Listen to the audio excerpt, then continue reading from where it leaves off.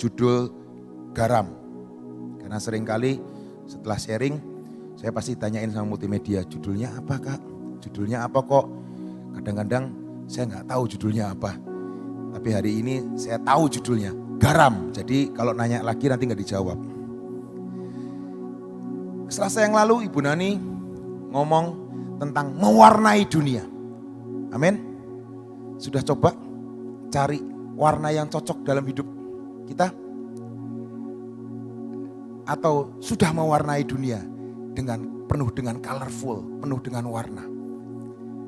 Atau ada yang belum dan belum menemukan krayon atau pensil warna yang tepat? Warnanya apa ya buat hidup saya ya? Merah, kuning, hijau, atau hitam? Hari ini saya kasih judul sharing saya, Garam. Amin. Garam itu tampak ya saudara ya. Setiap kita punya di dapur. Betul? Dari anak kecil sampai orang dewasa, sampai orang tua pun tahu. Rasa garam itu apa saudara? Asin. Tapi yang lucu, kalau garam itu dimasukkan ke dalam sup, atau garam itu dimasukkan ke dalam makanan, yang jadi pertanyaan, kalau garam itu masih tampak, kita akan mengembalikan makanan itu dan kita nggak mau makan makanan itu. Betul? Apalagi kalau kita makan sup dan kita ngomong, wasin. Apa yang terjadi? Mungkin kita cepat-cepat minum air, atau kita bahkan memuntahkannya. Garam itu tampak kalau belum ngeblend, kalau belum nyampur. Tapi ketika dia sudah nyampur ke namanya makanan, garam itu tidak diharapkan untuk tampak. Tapi garam itu bisa dirasakan. Oh ya, asin. Dan semua makanan, kalau kurang garam, rasanya apa? Hambar. Betul saudara? Kita mau buka di Matius 5 ayat 13. Matius 5 ayat 13 berkata seperti ini. Kamu adalah garam dunia. Jika garam itu menjadi tawar, dengan apakah ia diasinkan? Tanda tanya. Tidak ada lagi gunanya selain dibuang dan diinjak orang. Ayat ini tentang garam saudara, salah satunya. Garam yang kehilangan rasa asin. Dia berkata ayatnya, akan dibuang dan diinjak orang. Dan Yesus menggunakan perumpamaan yang sederhana, yang semua orang tahu. Garam itu ada di dapur. Dan semua orang tahu garam itu asin. Dan orang mengerti banget kalau ngomong garam pasti apa? Asin. Gak ada ngomong garam pahit, garam manis, itu gak ada. Dan garam ini, perumpamaan ini yang Yesus katakan ini, kamu adalah garam dunia. Berkat betul saudara? Garam dunia. Menggarami dunia. Tapi di lain sisi, di ayat berikutnya, di kata-kata berikutnya, ada kata-kata yang sangat menakutkan. Kalau kamu enggak asin, kamu apa? Dibuang dan diinjak orang. Pernah lihat garam yang dibuang dan diinjak, saudara? Mungkin belum pernah. Dulu saya pernah ke ladang garam, saudara. Garam yang kotor, garam yang tidak bisa dipakai, yang jadi dia hanya menjadi pengeras buat tanah di sebelah-sebelahnya penggaraman itu. Saudara tahu ada sawah penggaraman? Kalau di pinggir laut itu ada sawah. garam. Garam yang tidak dipakai, garam yang kotor, itu akan digunakan dicampur sama tanah dan akan dibuat bedeng. Supaya apa? Bedeng itu tambah kuat. Kalau dikasih garam yang kotor ini, garam yang tidak bermineral ini. Dan di Israel, orang-orang zaman dulu membuat aperum, membuat mesamin aperum, itu dengan campuran garam yang tidak asin. Garam yang tidak bermineral. Karena arsitek mereka percaya kalau garam yang tidak bermineral atau tidak asin lagi, itu dicampur dengan pasir, dicampur dengan air, itu akan keras dan tidak membuat kebocoran di rumah itu. Makanya Tuhan Yesus ngomong, garam yang tidak ada lagi gunanya akan dibuang dan diinjak. Karena buat apa? Buat campuran tanah. Dan yang jadi diinjak-injak. Hidup kita mau diinjak-injak? Saya enggak mau. Saudara pun enggak mau. Betul saudara? Tadi ayat berkata, kamu adalah garam. Jika garam itu menjadi tawar, dengan apakah ia diasinkan? Garam yang kehilangan tujuannya. Tadi di awal saya ngomong, garam adalah untuk mengasinkan. Tapi garam itu kehilangan tujuannya, dia nggak dipakai lagi. Contoh saudara, garam yang kehilangan tujuan tuh gimana sih? Saudara pernah naik kapal terbang? Pernah naik pesawat boarding di Soekarno-Hatta atau di Kertajati? Saya pernah di Kertajati sekali, ngerasain sekali. Mau pergi kemana itu lupa saya. Sama Sofi waktu itu juga. Lupa saya tapi. Pernah di Soekarno-Hatta atau di Kertajati? Di penerbangan domestik akan ada banyak noise. Akan ada banyak panggilan. Pesawat Pontianak akan diterbangkan. Pesawat Manado akan diterbangkan 20 menit lagi. Pesawat Balikpapan akan diterbangkan beberapa saat lagi. Betul saudara? Kita akan mendengar banyak suara. Apakah ketika kita mendengar banyak suara itu, kita langsung beranjak dari kursi kita, wih ini saya nih, wih ini bukan, ini saya. Apa begitu saudara? Enggak kan saudara? Karena apa? Karena kita pegang tiket. Dan di dalam tiket itu ada tujuan kita. Betul? Di dalam tiket itu ada tujuan hidup kita. Di dalam Alkitab ada tujuan hidup kita. Di dalam firman Tuhan, di dalam janji Tuhan ada tujuan hidup kita. Akan kemana? Tapi permasalahannya banyak orang gak lihat tiketnya. Gak lihat tujuannya. Jadi ketika ada suara yang datang, cepat apa? Cepat gundah gulana. Cepat khawatir. Jangan-jangan pesawat gua nih. Jangan-jangan ini panggilan gua nih. Jangan-jangan ini penerbangan gua nih. Dalam hidup kita seringkali kita kehilangan tujuan kita. Karena kita kehilangan tiket kita. Kita kehilangan yang namanya destiny kita. Contoh simple. Pernah nonton bioskop saudara? Pernah nonton bioskop? Saya jarang nonton bioskop. Kalau adik saya ini sering. Sofi ini. Saya jarang. Mungkin setahun sekali, itu pun jarang banget. Kalau direkomendasi orang, ini filmnya bagus banget. Atau istri saya ngomong, ini bagus banget loh. Ayo nonton. Tapi setelah nonton pun pasti saya akan ngomel. Yang film kayak gitu aja ditonton ngapain, capek-capek gitu loh. Karena saya gak suka nonton. Saya suka nontonnya di rumah.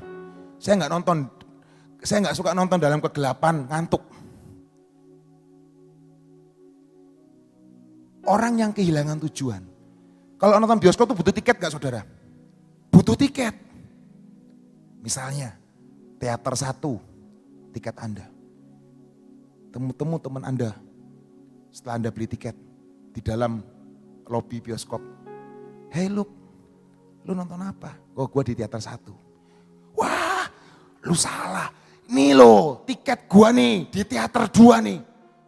Udah lu ikut gue aja. Orang yang gampang terombang ambing. Dia ngomong, ya lah oke lah. Teater 2 lebih bagus. Dan singkat cerita, dengan bujuk rayuannya, saya ngomong, oke, saya masuk ke teater 2. Apa yang terjadi? Saya diusir loh saudara. Karena saya nggak punya nomor di situ.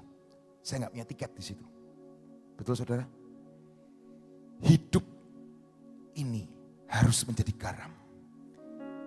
Harus menjadi trend center. Ada pepatah yang ngomong seperti ini. Kamu lahir itu original. Jangan mati dengan fotokopi. Maksudnya you die is original. You born is original. Don't die copy. Jangan pengen seperti orang lain. Itu bukan garam saudara. Garam itu mempengaruhi orang lain. Jadi seperti yang Tuhan mau. Kau adalah garam dunia. Dan garam itu saudara, kalau sudah tidak asin, downgrade. Nggak dinilai lagi. Seperti tadi saya ngomong. Jadi bedeng sawah, diinjak-injak, atau jadi apa? Campuran tanah, diinjak-injak orang. Ketika hidupmu sudah nggak jadi garam yang asin, ternyata Tuhan ngomong, hidupmu akan diinjak-injak loh. Hidupmu nggak berharga loh. Garam yang tidak asin lagi akan turun nilainya. Amin saudara. Dan tidak ada lagi gunanya. Garam itu saudara, kalau dia tidak ada, dicari. Kalau dia ada, ya biasa aja. Ya namanya masakan, pasti ada asinnya, pasti ada manisnya. Tapi kalau masakan nggak ada asinnya, kurang asin ini. Itu loh kekristenan. Itu loh engkau mewarnai dunia. Bukan cuma ini loh gua nih, ini gua nih, sekarang nih, gua nih ya. Nih ya, lu harus dengar gua nih ya, lu harus dengar gua nih. Hei, Tuhan ngomong, garam, nggak kelihatan, tapi berdampak. Amin saudara. Nggak kelihatan di masakan. Kalau garam itu ada di masakan dan masih beronggolan, yang ada tak muntahin.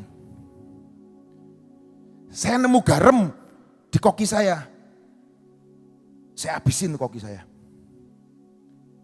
Lu mau ngeracun orang, mau bikin orang darah tinggi, garam beronggolan gini ada di nasi goreng misalnya, saya marahin koki saya.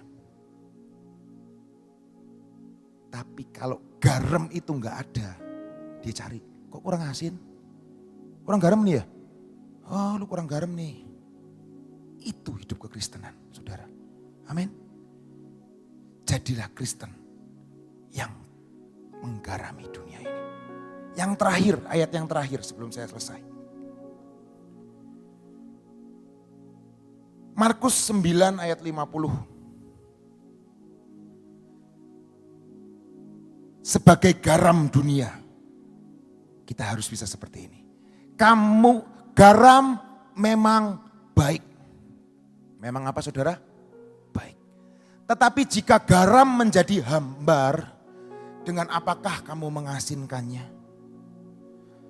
Hendaklah kamu selalu mempunyai garam dalam dirimu dan selalu hidup berdamai yang seorang dengan yang lain.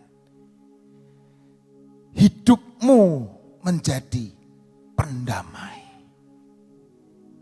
membawa perdamaian. Pak Daniel sering ngomong, aku membawa pendamaian, bawa pendamaian. Amin. Mari kita jadi garam. Kita mendamaikan dunia ini. Bukan membuat gontok-gontokan. Dengan ego kita, dengan kebenaran diri sendiri kita. Bahkan maaf, dengan firman yang kita ketahui dan kita menyerang orang. Kita bawa senter kemana-mana.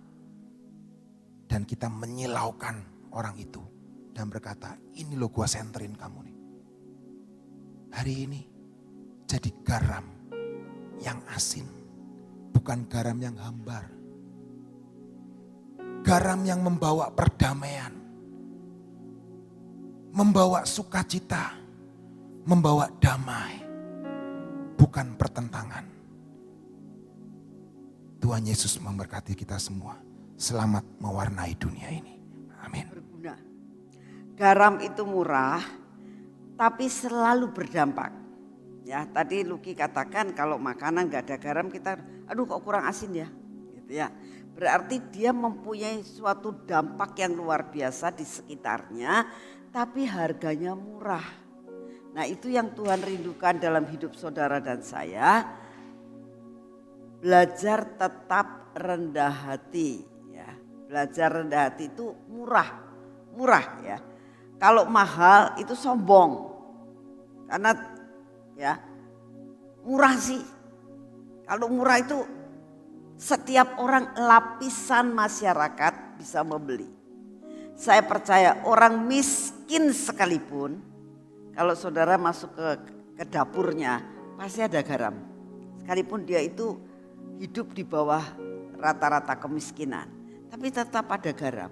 Nah ini menandakan dimanapun juga, keadaan apapun juga saudara berada di lapisan atas maupun di lapisan bawah, saudara dan saya harus bisa mempunyai dampak yang sangat positif. Dampak yang baik menjadi pendamai. Sehingga di mana kita masuk, di situ ada damai. Di mana kita ada selalu membawa suatu perdamaian dalam keluarga, dalam pergaulan, dalam dimanapun juga saudara ditempatkan. Begitu ada saudara, garam itu sudah mulai membuat sesuatu merembas kemana-mana, ya, mempengaruhi daerah dan keadaan itu. Itulah yang akan kita dikatakan sebagai anak Tuhan, kamu harus jadi garam. Amin. Yuk kita berdoa.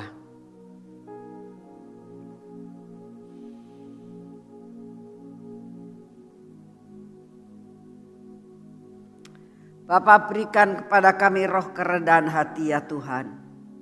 Garam memang diperlukan setiap lapisan masyarakat. Tetapi garam tidak pernah mempunyai harga yang terlalu tinggi. Dia selalu mempunyai harga yang rendah sehingga dapat dijangkau oleh setiap orang. Bapak, ajar kami merasakan. Sekalipun kami mempunyai dampak, sekalipun kami dibutuhkan oleh setiap orang di mana kami berada, buat kami tidak jual mahal. Buat kami merasakan bahwa kami ini dibutuhkan oleh mereka. Tapi buat kami mengerti, tetap jaga hati dan rendah hati. Terima kasih untuk firman-Mu hari ini ya Tuhan. Terima kasih untuk pujian penyembahan selama 1 jam ini. Saat ini kami tetap minta di dalam nama-Mu. Biarlah Kau taburkan roh damai sejahtera-Mu bagi setiap anak-anak-Mu.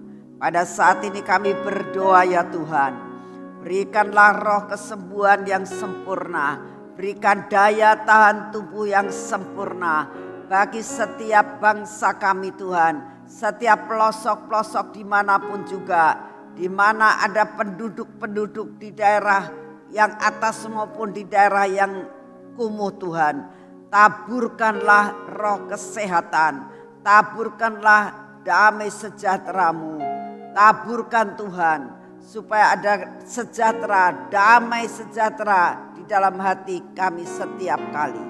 Bapa, kami percaya Tuhan bahwa Engkau adalah Bapa yang sungguh amat sangat luar biasa. Engkau memperhatikan bangsa kami. Kami tetap berdoa buat bangsa dan negara kami ini Tuhan. Engkau sendiri yang akan berdaulat atas bangsa kami. Engkau sendiri akan mengadakan pemulihan dia dalam negara kami. Sehingga negara kami dipulihkan kembali. Baik secara ekonomi maupun secara perdagangan apapun juga Tuhan. Kami minta pemulihan yang daripadamu. Perekonomian mulai dipulihkan. Kami berdoa ekspor impor dipulihkan. Pariwisata dipulihkan. Dan semua rencana-rencana dari pemerintah kami dapat berjalan. Engkau kirimkan investor-investor Tuhan. Investor-investor yang ingin membangun Indonesia. Engkau yang akan mengirimkan untuk menanam modal di tempat ini. Mengentaskan akan segala kemiskinan yang ada. Sehingga Indonesia tidak ada kemiskinan lagi. Terima kasih untuk kasih setiamu. Kami berdoa Tuhan. Biarlah Engkau yang mengendalikan cuaca saat ini Tuhan. Karena Engkau tahu keadaan cuaca saat ini tidak menentu. Kami berdoa Bapa, biarlah Engkau mengendalikan cuaca yang ada. Kau mengendalikan akan keadaan yang terjadi di bangsa ini. Sehingga tidak ada tsunami, tidak ada gempa bumi Tuhan. Sekalipun Engkau mengizinkan semua terjadi, buat semua dibuat secara minimal. Terima kasih Bapak, ini doa yang kami naikkan di hadapan-Mu. Terima kasih untuk pagi hari ini. Di dalam nama Tuhan Yesus, mari kita masuk dalam pengurapan.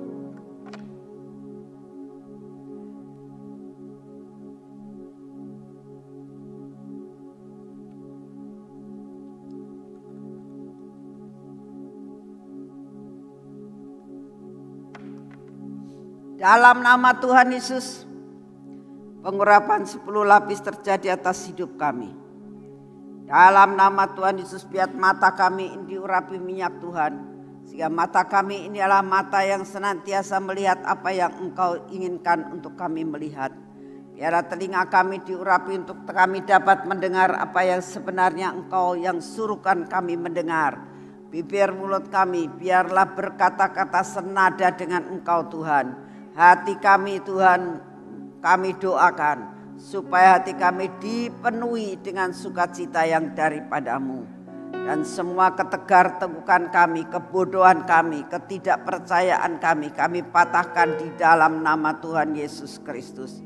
Ini tangan kami Tuhan, biar merupakan tangan yang diberkati. Sehingga tangan kami ini adalah tangan yang mengerjakan semua pekerjaan. Dan apa yang kami kerjakan tidak ada yang gagal. Kami mengerjakan semua hari ini. Dan apa yang kami kerjakan semuanya dapat diselesaikan. Dan mendatangkan berkat buat hidup kami.